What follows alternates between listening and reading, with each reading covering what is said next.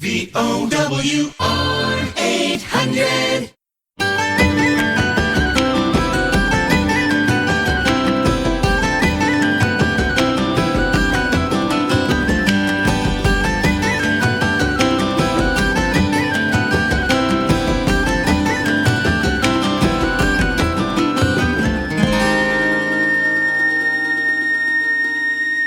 Hello, my name is Deborah Collins, and I'd like to welcome you to Going Strong, where every week we celebrate the vibrant culture of this place we call home, and the people who keep it that way.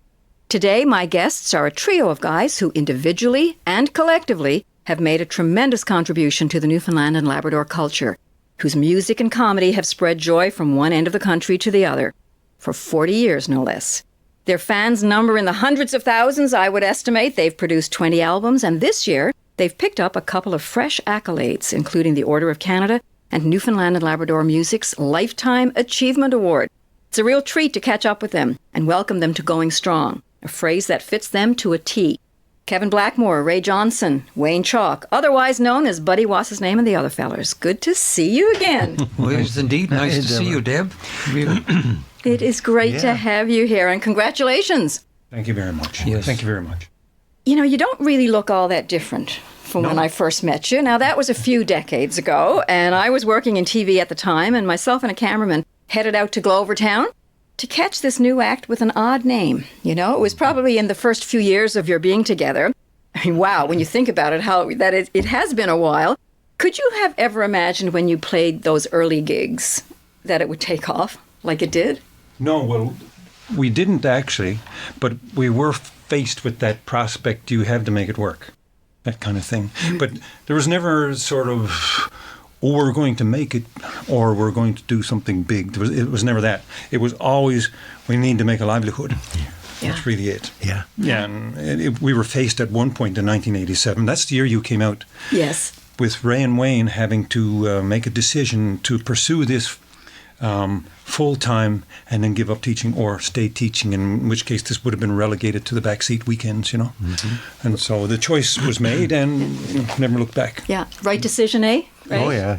In 1985, something happened here in St. John's, King George V ball field. I was on the stage with two other recording players, Jeff Butler and Art Stiles. Out in the field, standing by a tree, was a gentleman by the name of Bob O'Brien. He saw the three fellows on the stage and he said, the man is singing, I want him to go to Toronto with me. So I brought that attention to the boys and he says, Ray, if we only could get up there. So it spread out. I knew we would take off in some way or another. And it did. Yeah. To explain what that was, it was the Toronto Caravan Series. And we went 2 years in a row, 85 and 86. So it occurred in June. Now, the Toronto Caravan Series was a celebration of Toronto's ethnic diversity, and there was 56 or something ethnic pavilions throughout the city. In this case, the Newfoundland Pavilion was in a little Greek Orthodox church down on the Danforth.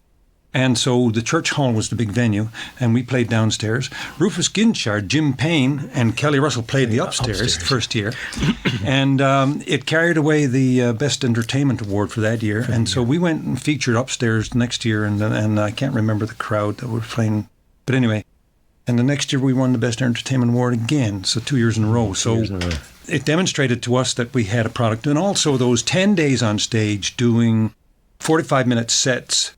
And we had to do 7 of them in a day, start at 3 and finish 11 at night. Good practice, a lot of practice. It gelled us. It was that time in which we really came together and we practiced our stuff and made it work. Right? Yeah. But Deborah, you know, regarding the Genesis part of it, one thing that I like to reference is the fact that the reason why we got together is because 3 of us just wanted to play music. Like, we felt like we were finished doing stuff publicly, you know, because we'd all played in bands. And, you know, like we said, why don't we get together and play some tunes? And we were doing it for the love of it, for the pure love of it, in Ray's art room. And, you know, that was the very beginning. It wasn't, let's put together a group and conquer the world, was it? That's the way you saw it too, right? Yeah. We were doing it for the love of music. And then we'd play the old Irish tunes, this, that, and something. And then Kevin would come with an idea and do something. We'd add to it. I'd bring something, Ray bring something. Then collectively we were creating this stuff for our own entertainment. That's genuinely how it started, right? And that genuine love and appreciation is what has always shone through as well, I think, in your performances, you know? And that music-comedy combo, You took two very fundamental elements of our culture and you melded them together and you elevated them to an art form. Was that a natural combination? Did you know right from the get-go that that was a formula that was going to be yours? I should take the lead on that question and just say that I had come away from a duo with Chris Lauren we called Free Beer. And that was all comedy. We were just flat-out comedy. But so I was entertaining solo anyway. And the only way I could be entertaining as a soloist was comically, because I wasn't great musically.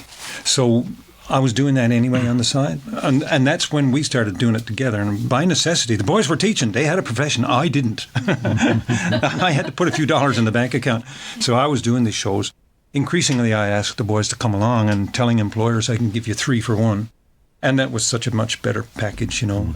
As you say, the balance of the three of us working together was much better. Ray was immeasurably beneficial for his straight man parts, and Wayne, brilliant in creative writing. Yeah. Like these things were natural fit. Yeah. And I would just bring the characterizations and bring these things alive. And I'm sure Ray and Wayne would tell you that we were just exercising what used to happen on all the little community concerts in small town Newfoundland. And I want to get into that, and a little bit later. But before that, you started to ask a question that I was about to ask, Kevin, which is great. So I'll throw it over to the other two. You're best known as a trio, but of course each talented performer's in your own right. So I'm going to ask you, Wayne, first, and then I'm going to go to Ray. Mm-hmm. Ask you what each of the other two brought to the mix. Ray, predominantly for me, the melody guy. The guy who kept traditions alive and preserved the Irish side of who we are. That was the big thing. Plus, he brought confidence galore. He's an amazing publicist for what you do. He believes in what we're doing, and he expresses more confidently than Kevin and I do. And Kevin anchors center stage, and we throw all the humor through him because I'd be a clutch. I can think it, I can laugh to myself, I can come up with it, but I can't present it. And so he's been my outlet. So it fitted good for him. He writes, he creates and so on and so forth. But what I throw in, plus what he's got, that sort of thing, that's what made it all work. So that's what they put into it. Yeah. And Ray, what about these guys? What do they bring? Well, I kind of start off this way. I did not know what harmony was, and I didn't know how important it was till I met Kevin. I mean, to be able to sing a song like Sarah and have someone like Kevin tell me, we can add to that, and you knows what happened after that. And with regards to Wayne, a good rhythm player, but someone very serious in what he's doing. I do a piece called My Only Sweetheart. He fell in love with Wayne did when we played it. And every time we did a practice on stage, that's the one I would always roll out. And I knew that he was behind me on it. So interesting. We were talking about that this morning, and I was saying to Ray, looking back now, after all those years, that was the point in the show where I just totally lost all tension or apprehensions about the next piece or anything like that. When he hit those notes and we played that piece, all three of us could relax because the melody took over the room and you took a break from everything, And I look on the tune so fondly because of that, What a tremendous fit. I mean, the three of you together, yeah. And fast forward, I guess, to the Lifetime Achievement Award this year from NL Music. Lifetime achievement. Briefly, what comes to your mind when you hear that phrase? They're trying to kick us out the door and say, go away, we've had enough of you. Take this, and there's no more awards left. There's nothing left to give you. I'm joking, of course. How about you? I'm not sure. I appreciate it.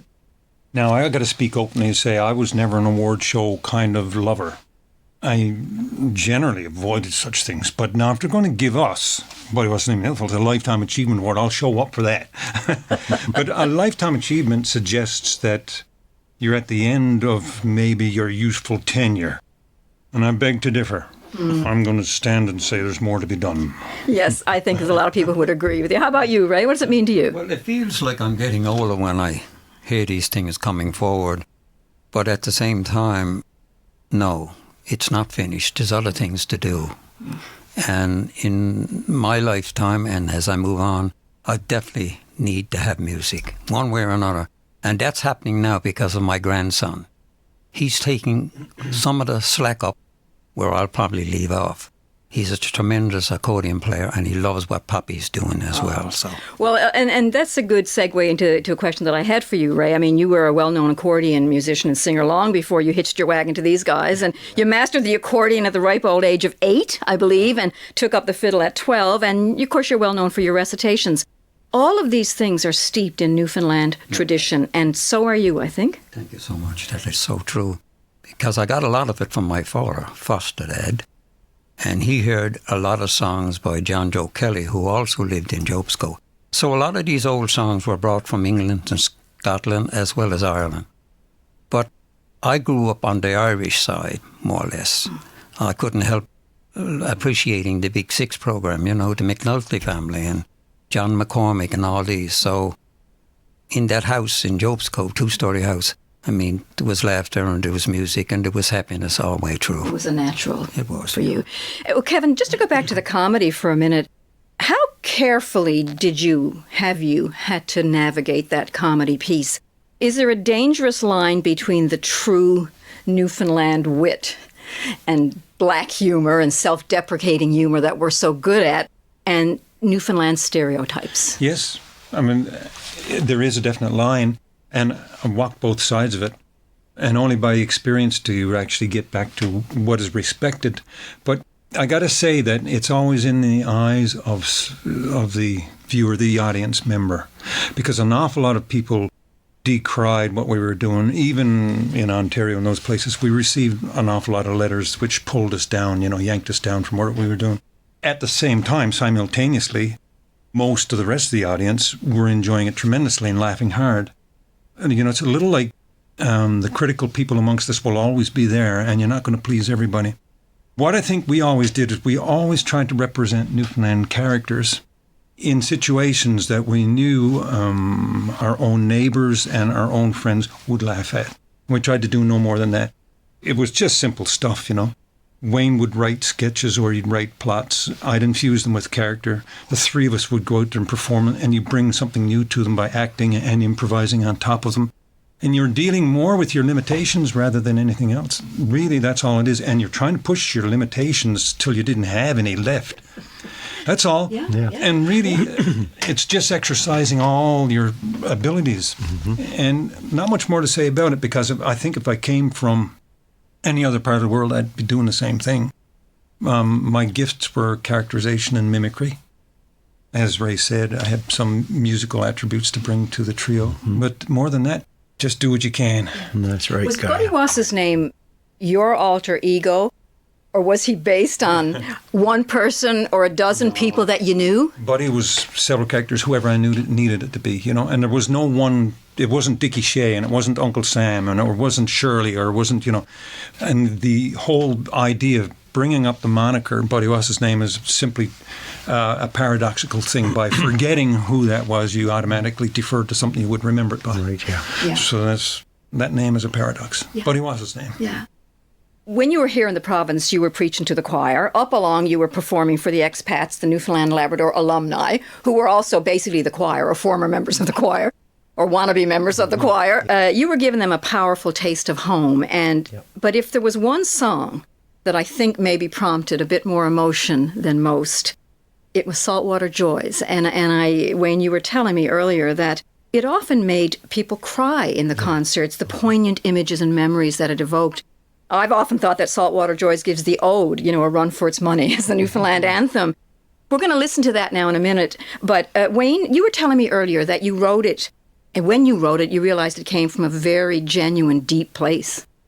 At the time, we had an agent in Toronto who was starting out with us, right? And we were in Ontario for probably, several days, that sort of thing. And I remember it was hot and sticky and warm and people, and I was longing to get home. The second last morning, we were at a cafe, and Jim and I were there. I don't know where the boys were. But Jim looked at me and said, Wayne, the phone is ringing all the time for Western Canada and so on and so forth. There's one problem. It's costing a fortune to get you to Ontario to start out, right? He said, I'm just wondering, would you guys consider moving to Ontario? And I looked at him over my coffee and I said, Jim, no. And he said, whoa, I won't ask that question anymore. Next day I went home and flew into Gander, came, spent a little time with Carol, and took my rowboat and went out to the point. And I'm sitting on the Beal de Point, and it's green and beautiful. The wind is coming in the bay, gentle, and it's 23 degrees. Nice big clouds coming. I look at the home where I live, relatives, friends, dogs barking, people doing manual work, and so on and so forth. And this feeling came over me. And I looked down towards Platter's Island, and I just started to sing. The first 2 verses came to me entirely with tune. And I felt an urgency to get back in the boat, go write it. And I went up to the house, picked up a guitar, and I'd say probably 2.5 hours, the song was finished in pieces, you know? Mm-hmm. And I picked up a guitar and I played it to myself. I laid it down and I got these warm feelings, right? And I asked myself, gee, where did that come from? And it was like a light bulb went on over my head and it says, that's why you said no to Jim. Yeah. Because I didn't think that question was coming to me. Would you leave Newfoundland and move up here? Right? Yeah. So that's how it came about. So it wasn't a song that I wrote. It was a gift. You labored over. No. It was a gift to you. It was, you know. And a gift then through you to everybody else who's ever heard it. Well, we're going to hear Saltwater Joys now, and just stop and let it wash over us.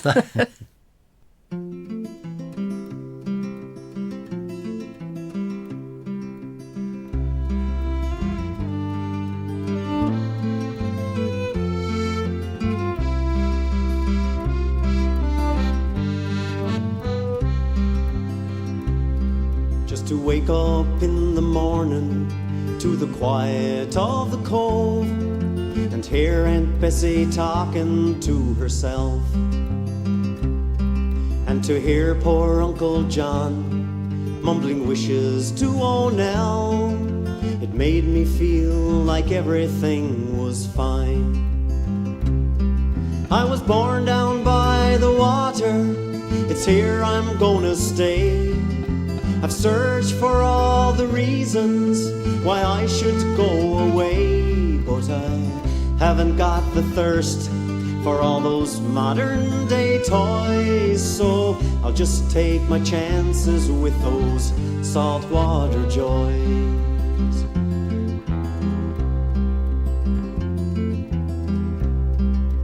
Following a little brook as it trickles to the shore in the autumn when the trees are flaming red,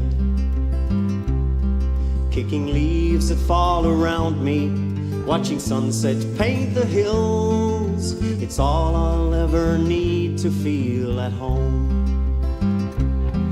This island that we cling to has been handed down with pride by folks who fought to live here, taking hardships all in stride. So I'll compliment her beauty, hold on to my goodbyes, and I'll stay and take my chances with those saltwater joys.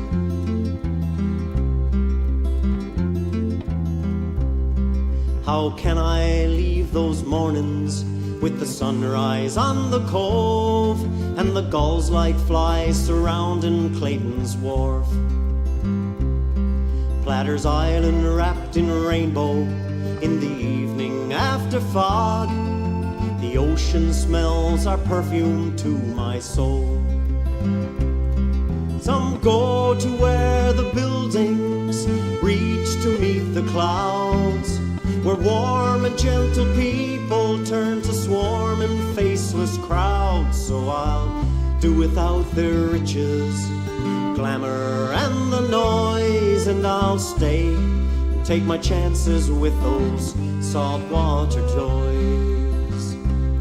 Some go to where the buildings reach to meet the clouds, where warm and gentle people turn to swarming faceless crowds. So I'll do without their riches, glamour and the noise, and I'll stay and take my chances with those saltwater joys.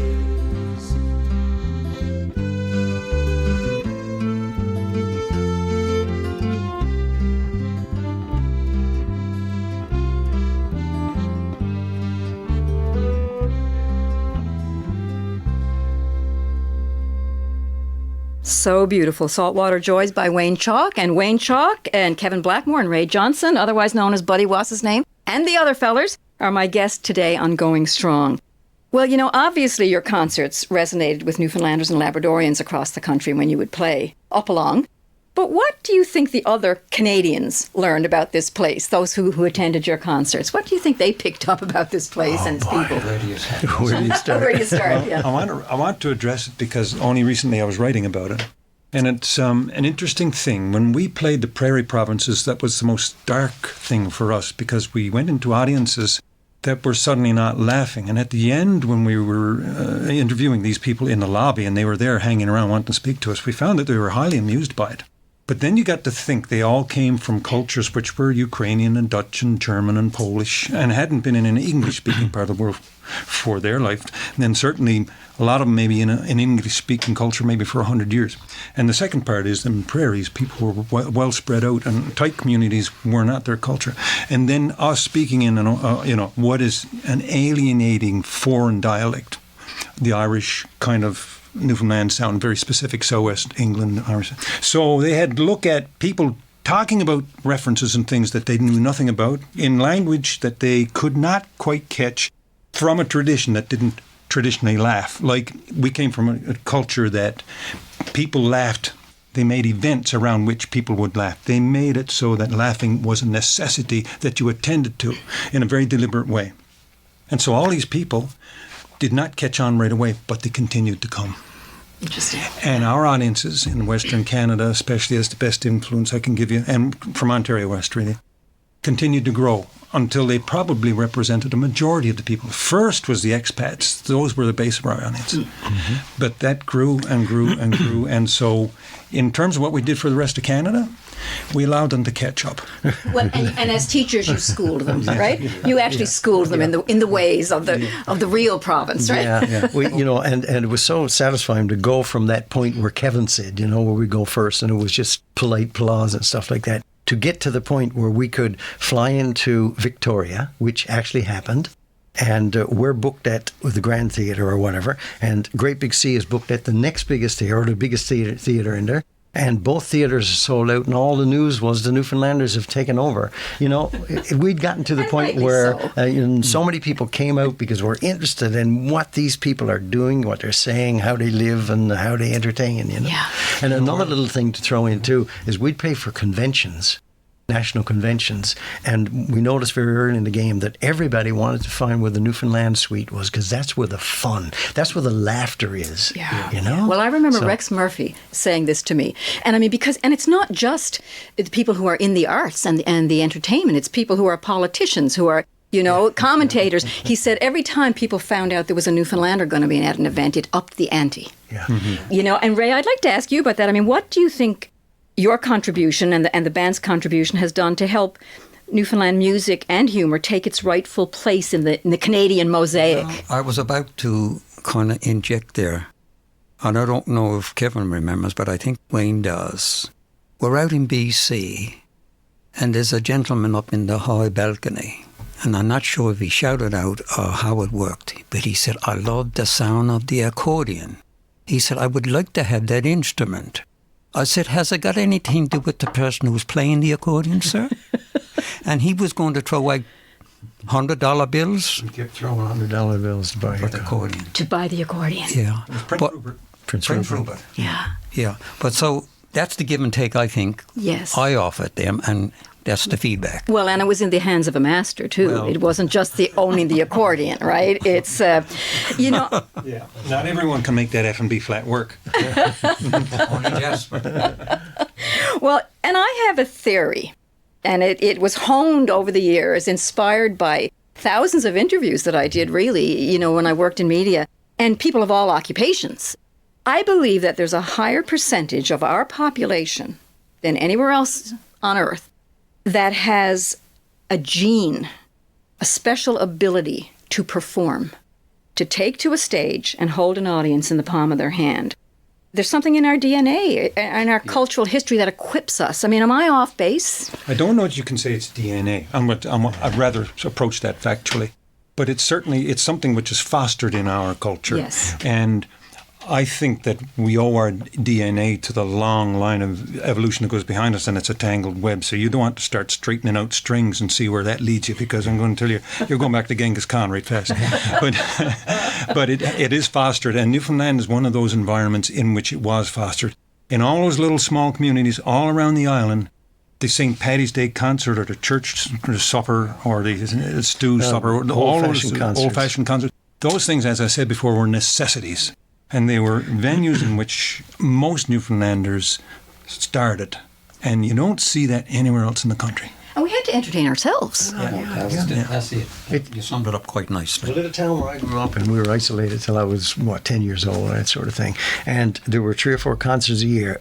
Anyone who could be dragged on that stage was expected to get up there and do something to entertain. Mm-hmm. I mean, I remember being so shy when I just got a new guitar and I knew 3 chords. And the local minister just convinced me to get up there on stage. And I didn't think I had any ability whatsoever. And it was probably very pitiful. But the idea that he's got a guitar, he could be a singer, and we drag him up, and put him on stage and says, play a song, buddy. That's right. It was Fogo Island. Yeah. The principal of the school said, we would have the local concerts, and he said everyone would show up, and he would have to say, who wants to get up first? Yeah, first. There was no planning. Mm-hmm. He was just expected that anybody who did this was going to come on stage and do their bit. Every community had them. Yeah. People who could do it, I mean, it's really no wonder that 3 like yourself, coming from such a legacy and such a history, got the Order of Canada. But now, I was reading, and this was from your own website, I think, you said it was given to you for extraordinary and sustained contributions to our nation. That's why the Order of Canada is given. But one of the phrases jumped out at me, that it's more responsibility than reward. What does that mean? Yeah, what does that mean? Well, I looked at the long list of people who had received this medal before us, and to elevate us onto that stage and to say that we contributed that much to this country means that, jeepers, there's an awful weight. I feel a weight from it. Mm-hmm. And because I just think that that's extraordinary. I don't know how I can measure up to some of these people. Is it a good weight? In my mind, all that means is you just got to stay out of jail. Because you can't go in with that, right, hanging around your neck, right? Probably take it from you, right? Yeah. But I mean, it really is an extraordinary contribution when you think about it.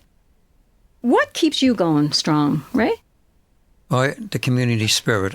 It all stems from Bridget and John, my foster parents. I stress that at every little event that I'm at.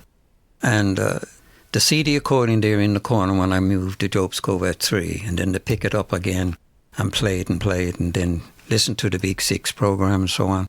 Mom, who was a wonderful dancer, Dad, a wonderful dancer, all the local concerts. But here's where it struck me. I'm up on the stage with the fiddle, and I'm doing Seamus O'Brien. Who should be down in front of me? Monsignor E.J.R. O'Brien. Now, he looked like Count Dracula because of his outfit he had on, red inside and the black on the outside. And I'm shivering because of him, basically. But when the concert is over, I'm about to come down off the stage, and he looked at me and he said, Johnson, you have to sing more. So that was a strong point. So you can't retire from that. No. How about you guys? What keeps you going? I still write and sing and play music and try to spread music in my own little community. And I'm at the centre of a little arts organisation we call the Diamond House, and I find quite a lot of fun and enjoyment in that. And more than that, it's just my family, grandchildren now. Yes. Yeah. How about you? I'll be brief. I will continue what I'm doing musically as long as that hand goes out every day to my guitar that's hanging on the wall, and this something inside of me smiles and say, pick it up, and I pick it up and I play, and it feels really good. When that doesn't happen, I will put it away in a case and I won't touch it anymore. But it continues to happen, so I feel good. I can't imagine it not happening. No. Thank you. Unless someone swipes the guitar, right? Swipes the guitar. I mean, falls off the hook on the wall. And breaks up on the floor.